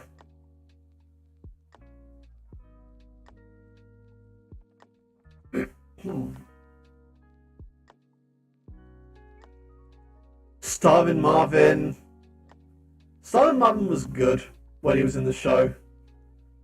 Towley is like high A tier for me, not as high as Kyle. Probably here. Above Timmy. I like Towley. You wanna get high? Mr. Hankey. I actually never liked Mr. Hankey. F tier. And obviously these are just the duplicates we had earlier. Okay, so that is our definitive ranking of South Park characters. So, I think this is pretty good. A lot of characters kind of end up in C tier or B tier. This show has a lot of mid characters, but the good characters are really good characters.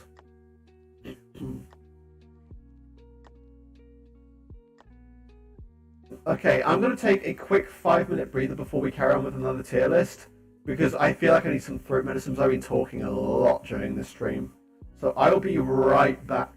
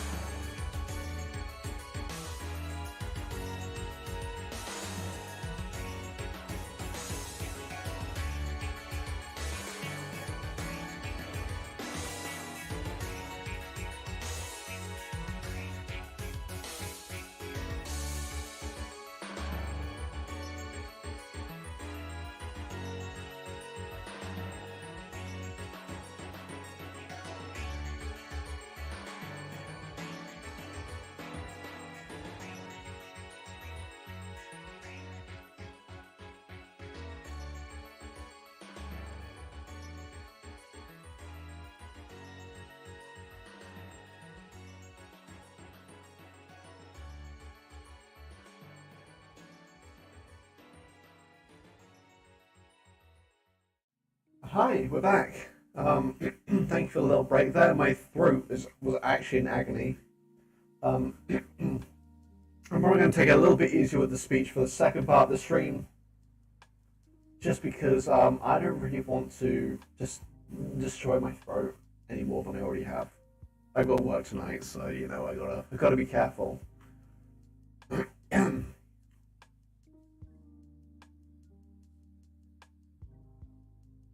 So I'm trying to think what we can do next. I'm just having a look through a few things here.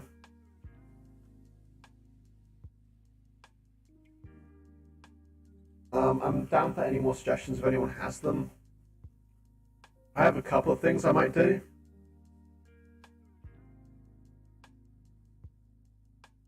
I'm mostly looking at like video game templates right now.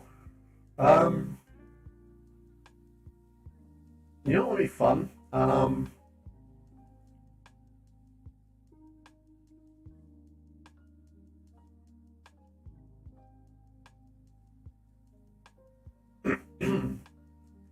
You know what, let's do the fucking Mario games. That sounds like fun.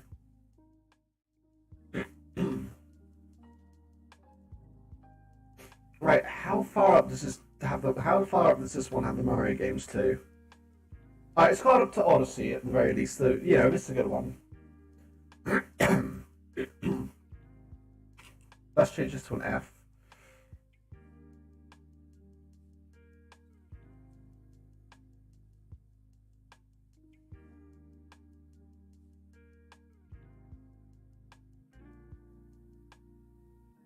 Okay. And I'm also going to add a tier for haven't played, because there's a couple of Mario games I've never played.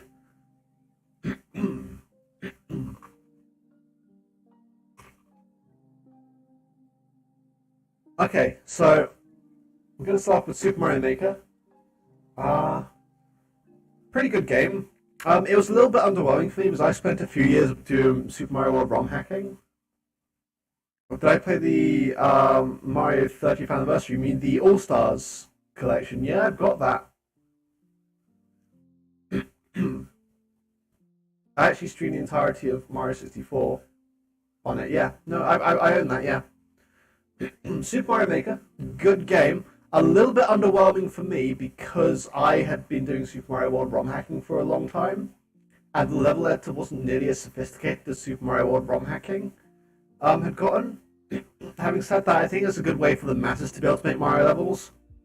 The community ruined it by making levels where you're expected to exploit glitches. I'd say it's like a solid B tier game. Paper Jam, I've not played. Dark Moon is the same. I've not played it. I've seen a playthrough of Dark Moon, but not enough about the game to like actually be able to to like really rank it. Mario & Luigi, that was Inside Story. If you know anything about me, you know this game is ranked among one of my favorite games of all time. This is an S tier game for me. And there is nothing you can do to change my mind on that. New Super Mario Bros. U, I would argue the best New Super Mario Bros. Game. It actually tried to do a lot of unique things. I also like the Super Luigi U DLC for it. I'm gonna say that's an A tier game.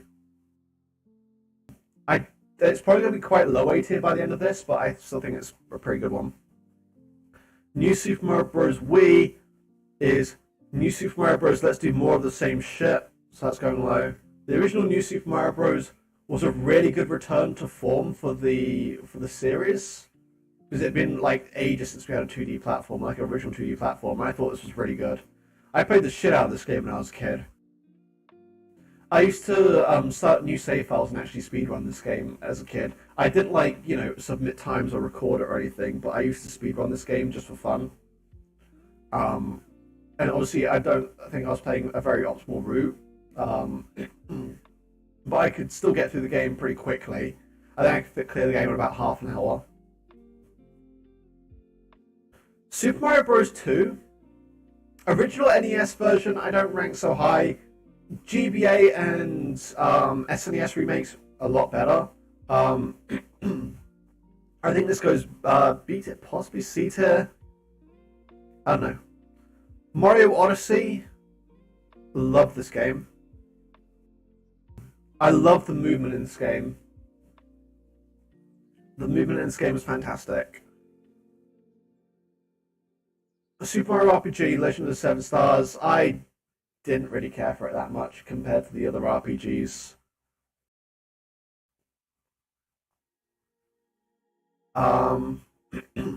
Super Mario 3D Land. Again, I just didn't care for it. I think it tried to lean too. It was a 3D outing, but it borrowed too much from the 2D games for me to actually find it enjoyable. Super Paper Mario. I fucking love this game. I love the characters. I love the story. I love the visuals. I love the presentation. This is an A tier game for me. Mario and Luigi Superstar Saga. Now, I really like the Mario and Luigi games in general. So they are always going to rank quite highly for me. I don't think I like that quite as much as Super Paper Mario, but I still liked it quite a lot. You know what? I'll put it high B tier. Paper Mario: The Thousand Year Door. Never actually played it. I played the original Paper Mario. I've heard The Thousand Year Door is supposed to be better, but I never played it. Super Mario 3D World. I played the original Super Mario 3D World. I've heard the re-release on Switch is really good. I've been meaning to keep an eye out for that. I borrowed a copy of the original Mario 3D World from a friend. It wasn't amazing, but it was enjoyable enough, I guess. It can go high D tier. New Super Mario Bros. 2. What if New Super Mario Bros. But money? What if New Super Mario Bros. But capitalism? This was a very horrible era. Like, the 3DS Mario era was so hit and miss. I'm noticing, actually. Mario and Luigi Dream Team, didn't play it. The Mario and Luigi series just stopped interesting me after Bowser's Inside Story. And also, like, Paper Jam and, like, Dream Team just came out during a time where I'd stopped caring about the 3DS as much. Mario Galaxy 2, one of my favorite games of all time. I don't know if I'd rank it higher or lower than Bowser's Inside Story. I kind of want to say lower, but like you have to like realize there's like 0.1 points in it. Mario Galaxy 2, absolutely one of my most favorite games of all time.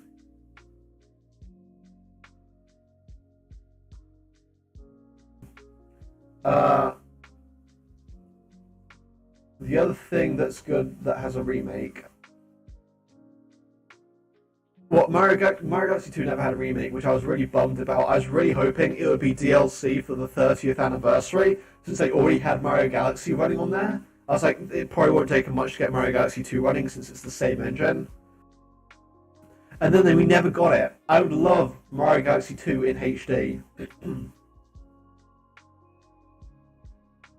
New Yoshi's Island. Superstar Star's first. It didn't have a remake, it had a re-release. It's been re-released on Switch recently. Wait, did Superstar Saga have a remake? I don't think it did. Superstar Saga remake. Oh yeah, it did, didn't it?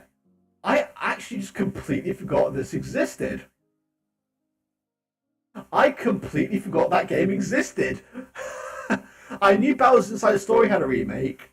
I completely forgot the Superstar Saga had a remake. I forgot the game existed. New Yoshi's Island, I haven't played. I've heard the soundtrack though, and I'm very glad I haven't played it, having heard the soundtrack. Color Splash is also another one I just haven't played. Super Mario Land. If you've ever heard the Brental Floss Super Mario Land song, I think that sums up my thoughts on the game. It's not the best game, but it was Mario's debut into the handheld, and for what it was, it did a really good job of that. I would probably put this C tier. Later games are better, and I'm just realizing there is no Super Mario. Oh, there is a Super Mario Land 2 on here. Never mind. The original Luigi's Mansion, I didn't finish it. I did enjoy what I played of it. Low C tier. Yeah, like I've heard that Bowser's Fury is a lot better. I do want to pick up 3D World and Bowser's Fury at some point on Switch. It's one of those games where it's like I'm not desperate for it, but I'm keeping it on my radar, so I can pick it up if I just ever see it for a good price. Or if anyone is ever stuck to like buy me a gift or something, they can just buy me a copy. Maybe I'll make a throne and I'll put 3D World and Bowser's Fury on that list, so if someone wants to buy it for me, they can. Partners in Time, not as good as Superstar Saga. Still a good game. I'd rank it about here. The original Paper Mario. Now, okay, I think Paper Mario. This is a hot take. Paper Mario peaked at Super Paper Mario. The original Paper Mario, not so much. I enjoyed it more than Legend of the Seven Stars at the very least. But the original Super Mario World, the original Paper Mario, it's okay. The series got better later on. Paper Mario Sticker Star. You know what? Hang on. Hang on, let me just mute the music. I think there is a good video I can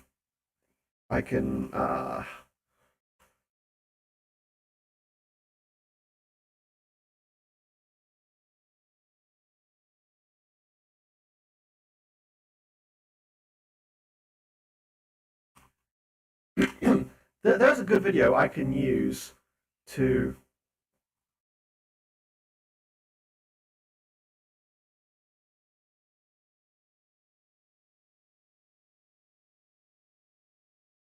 where's oh, that was a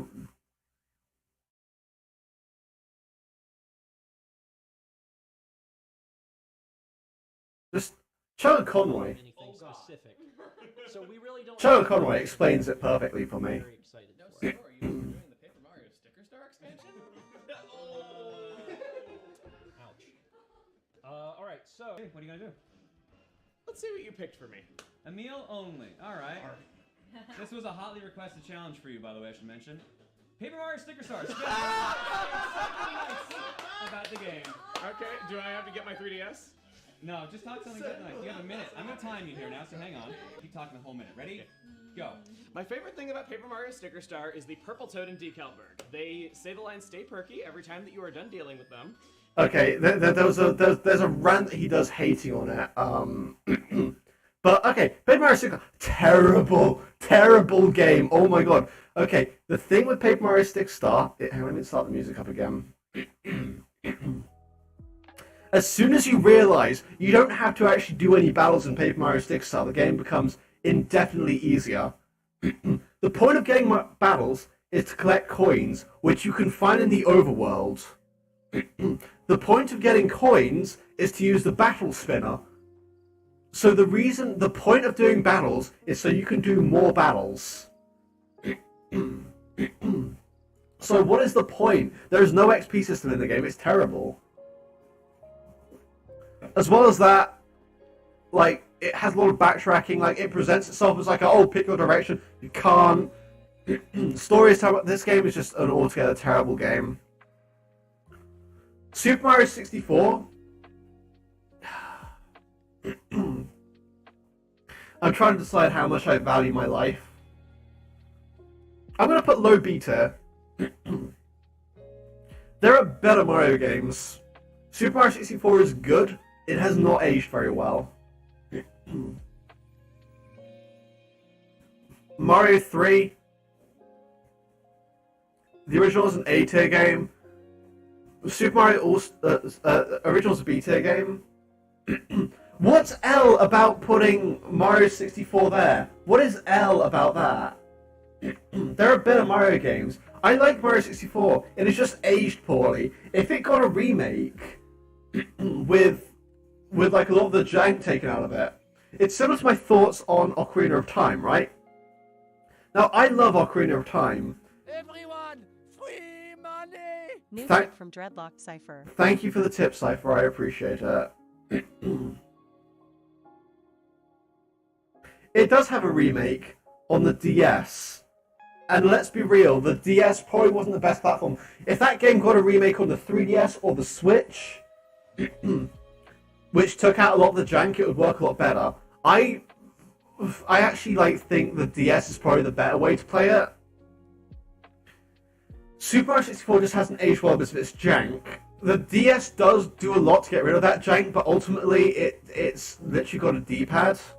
I don't know if I'm pretty sure I thanked you for the tip, Cypher, but thank you again. I do appreciate it. Oh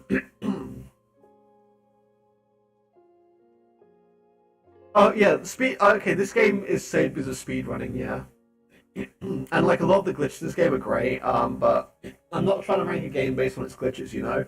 Otherwise, Super Mario 3D World will probably be a rank higher because of the long jump on ice glitch. Super Mario All Stars A tier, easy. Actually, no. Do I put this in S tier? I don't know. I don't know. And let me find something to flip. I don't have a coin on hand. Let me find something to flip. I can go get a coin, but no, you know. Okay, I'm gonna stick with it in A tier, but it is going high A tier.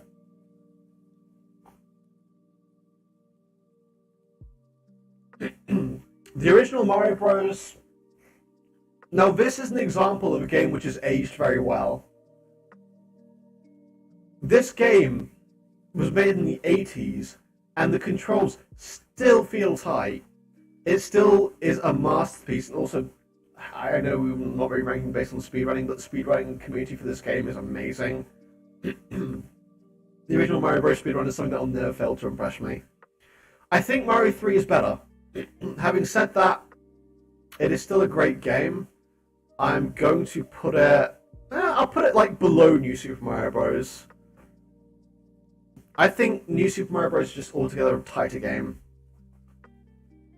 Super Mario Galaxy, that is an A-tier game. This is the reason you want to get the 30th anniversary, is to play Super Mario Galaxy in HD. Super Mario Galaxy is such a fun game, such tight controls, the missions are fun. And the only negative thing I could really say about it is I wish it could go on for longer, and that's why Super Mario Galaxy 2 exists.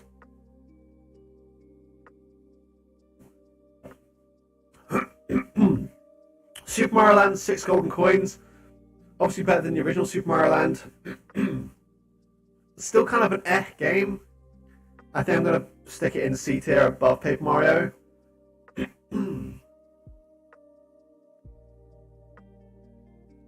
What else we got? Mario Sunshine.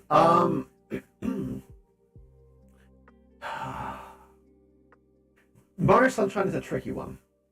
Okay, let me explain. So there's some stuff I really love about Sunshine. There's some really divisive stuff about this game I really don't love. Like, for example, the blue coin missions. I hate them. The pachinko machine level. I hate it. Like, this game has really high highs and really low lows, and when you hit the highs, you enjoy them. When you hit the lows, you want to stop playing this game. Also, like, the controls just feel a little bit janky for me, and I'm not sure why. I think this gets a high C tier from me. Mario 64 is better. Super Mario World. Now, a little bit of self-promotion for my friend here.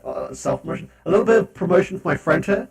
If you follow my friend Sir Crackerbulb, we recently played through the entirety of Super Mario World, all 96 exits across 2 streams, and this game, like 25 or so years after it came out, has aged so perfectly. It's actually almost close to 30 years now, thinking about it, since this game came out. Holy shit. No, wait, yeah, no, it would be 30 years since this game came out. Holy fuck. But no, this game is aged so beautifully. Brilliant soundtrack. Really, it's probably the best controls of any 2D Mario platformer game. Probably controls better than any other 2D platformer. I know I can't really take this into consideration for the rankings, but the ROM hacking community really does a lot with this game. And if you like Super Mario World, you should definitely look into some of the fan games that have been created out off of it. This is arguably one of the best Mario games, and it also ranks again among my favorite Mario games. Not even just my favorite Mario games, one of my favorite games of all time. And that brings us to our last one, which is Yoshi's Island. Yoshi's Island, I don't really have any strong opinions on, to be completely real with you. It's okay. It's not really a game I've ever had the urge to revisit. I'm going to go ahead and stick that in at the top of C tier. It's an average game for me. Now, obviously, there's a few games that are missing on here. Origami King, I have not played. So that would go on the haven't played thing. I'm trying to think. There's a couple of games here which I've noticed which are missing. I think that's it, actually. Is it just Origami King that's not on this list, or is there anything else I'm missing?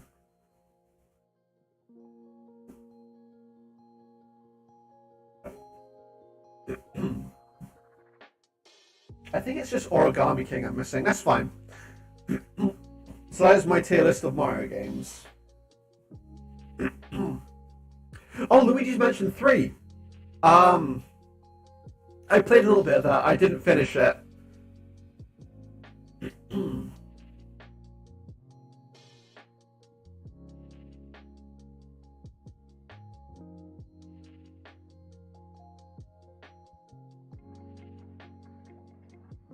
It's not lagging if you go into a stream. I'm not dropping anything.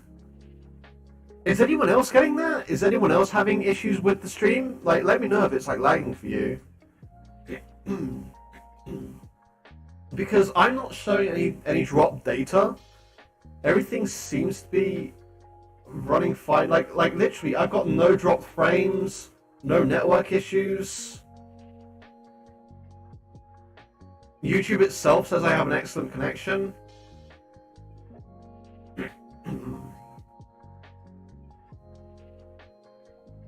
It's fine on your end? I'm not sure then, and I do think it is. I do think it might be a problem on your end.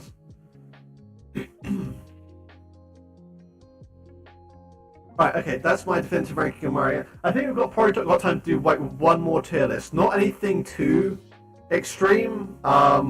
Let's have a look at video game templates. I'm not ranking every single Pokemon ever.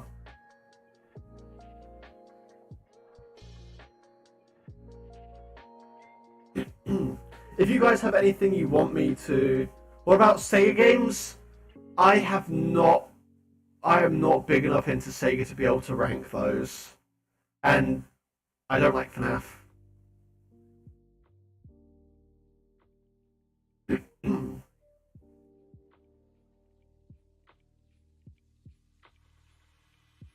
Legend of Zelda games. You know what? We got a new Zelda game coming out soon. Let's rank the Legend of Zelda games.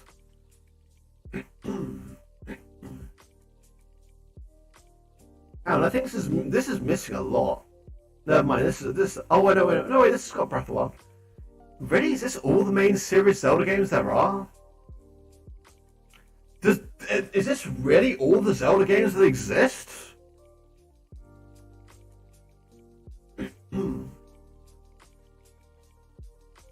Alright, well.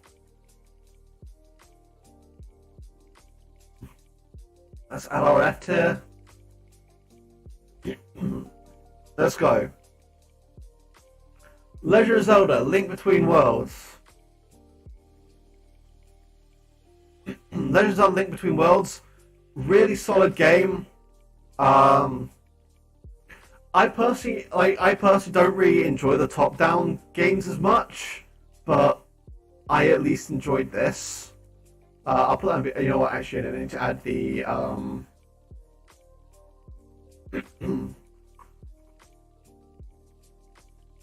I haven't played. This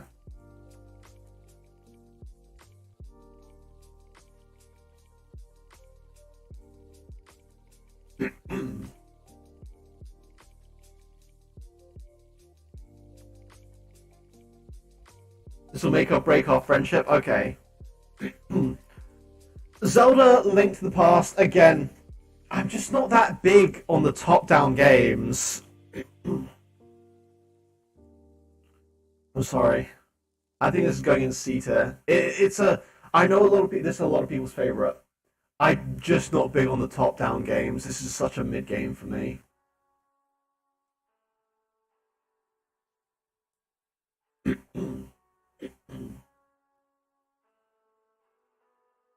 Four Swords Adventures and Four Swords I never actually played.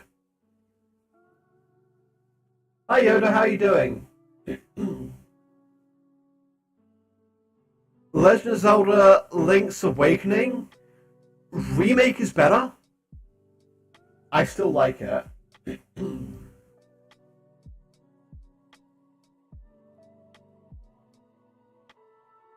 Legend of Zelda: Majora's Mask. Okay. I have some things to say. Now, I love Majora's Mask. I'm actually going to go ahead and get this into the A tier straight away. But I love Majora's Mask. I really love Majora's Mask. The problem is there is no good definitive versions.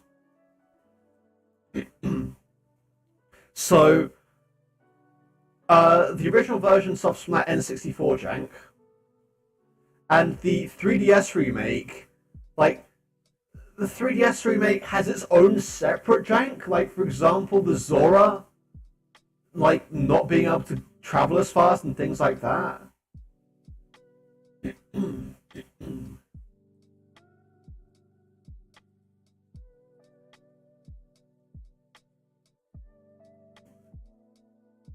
Messi or Ronaldo? I'm not a sports person, I'm sorry. So, yeah. Ocarina of Time. Original had too much jank. Remake on the 3DS saved it. If you want to experience this game, play it on the 3DS. Really, really solid game. Ocarina of Time is easy. I feel like everyone knew that was going to happen, the Ocarina of Time. If I put Majora's Mask there and said the only reason it's not higher is because both versions have their own jank. But also what's really nice about the 3DS remake is you get Master Quest bundled in with it, which is really cool. Oracle of Seasons and Oracle of Ages are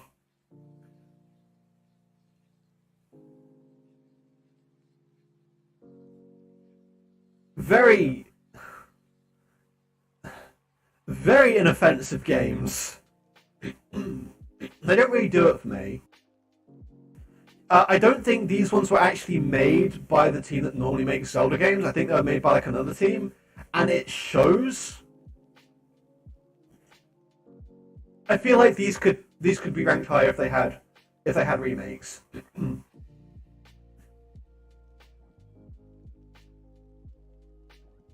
Yeah, they were made by Capcom. You're right. Legend of Zelda Phantom Hourglass. People about to crucify the shit out of me. I like the DS Zelda entries. I really like the DS Zelda entries, and I don't know why they get so much hate. Okay, here's the thing about the controls. They could remake Phantom Hourglass and Spirit Tracks as a mobile game, and they would work so well. Because if you think about it, how do you control most top-down mobile games? The same way that you control Phantom Hourglass. Do I like Call of Duty? Not really my cup of tea, to be honest. But Phantom Hourglass and Spirit Tracks had mobile controls down before mobile controls were a thing. Honestly, if those games had a remake, it'd be like no one would complain about them. I really like them. Skyward Sword. Forgive me, my child.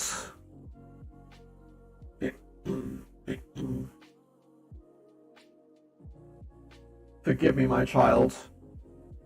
The game is too linear. The story was good. The game is too linear. And I don't like the controls. And even the remake still failed at the controls. Even the remake still fucked up the controls. The only good thing this game has going for it is the story. The areas are too linear. You have to keep on revisiting areas to do the fucking the what they call the spirit things. You know the things I mean, where the music's like da da da da da da, that bit with the fucking things that follow you around, and like if they catch you, you got to do the whole fucking thing again. And I hated it.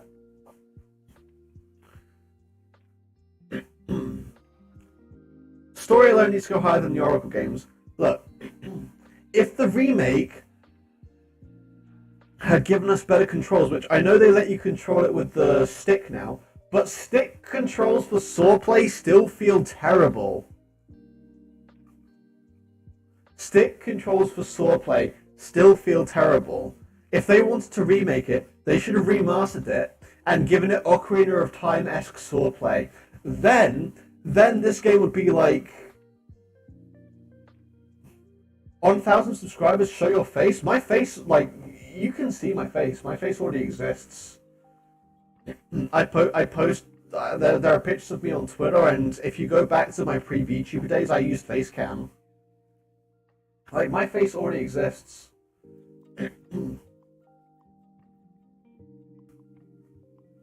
Like, it's not really that much of a mystery, my face.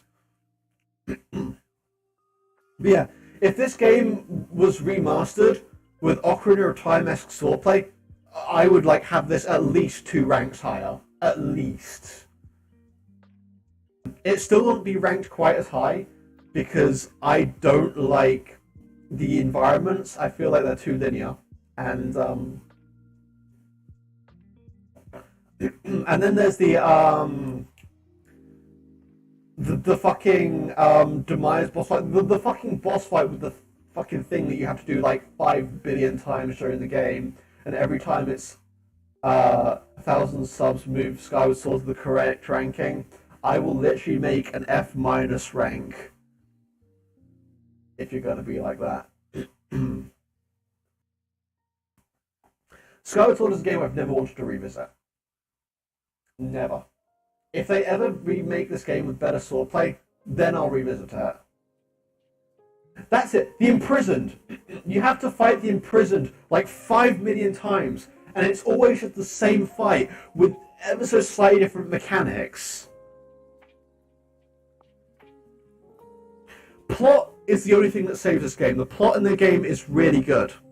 But when your game literally starts the entirety of the Zelda timeline You have, of course, the plot's going to be good. Groose had some good moments. Yeah, no, Groose had some great moments. I like Groose as a character.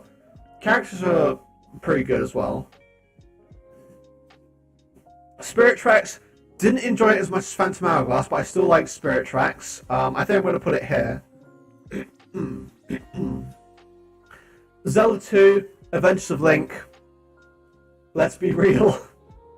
Outside of I Am Era and the Battling Link Shadow, there is nothing memorable about this game.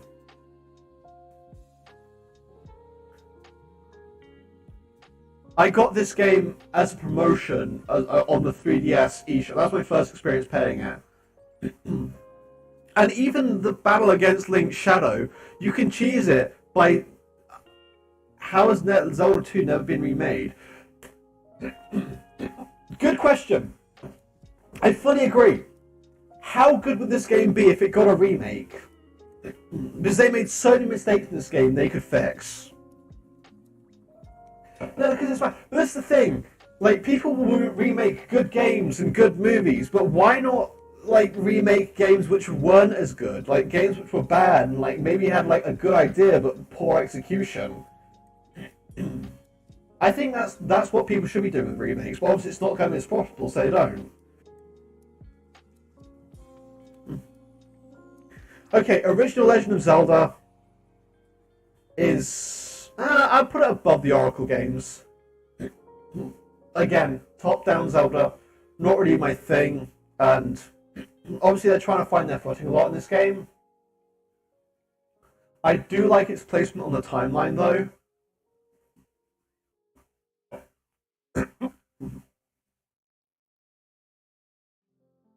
Legend of Zelda Wind Waker.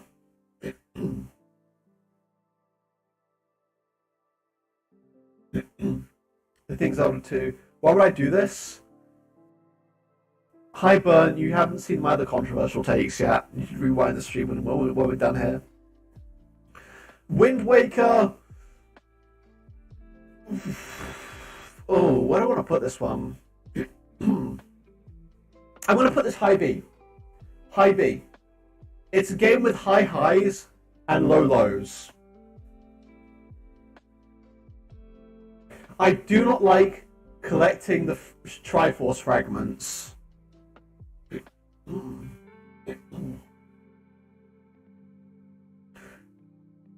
You're deeply concerned. I do not like collecting the Triforce fragments. It annoys me.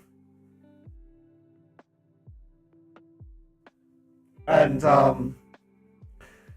I would play this game again if it came out on Switch, but I would never like dust off my Wii U or my GameCube to replay this game. Triforce Heroes, I've never played it. Legend of Zelda, Phantom Hourglass. Oh boy, this is about to be the hottest take of your life. I love this game. This game needs to come out on Switch. Actually, okay. I have a funny story about this game. I love this game. It is an A-tier game. I know how it ends. I have seen the ending. I have never actually played it all the way to the end. I've played about halfway through the game. A little bit more than halfway. I like the darker theme. I like the darker tones. But... Okay, every single time I've tried to play this game, another game that I want to play has come out, and I put this game down to play that other game, and I promptly forgot to return to this game. Then I'll remember it, like, a couple of years later, and I'm like, I should play this game again. Midna, I love Midna, and I love the fact that, like, all of her words are just garbled sentences that you can actually decipher if you know how to do it.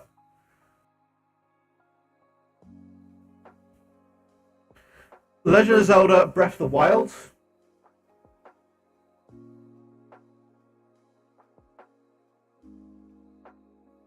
What I do now is going to determine if I get to 1,000 subscribers or not. Where's it going to go?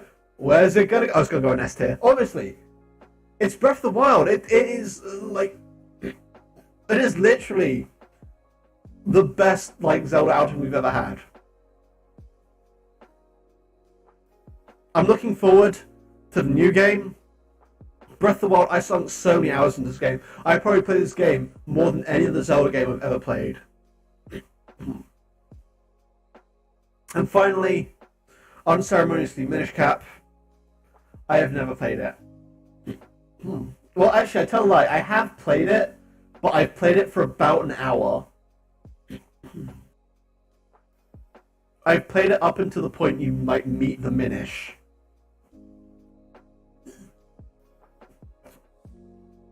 I didn't own this game. It's coming out on Switch. Yeah, I know. I'm debating updating my Nintendo Switch Online to the premium package and then streaming this game.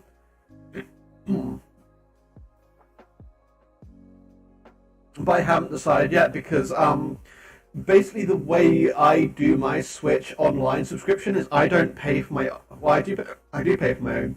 I pay for a family pack. So I pay a premium to have up to 8 Switches on my account. And what I do is I split that evenly with a few friends.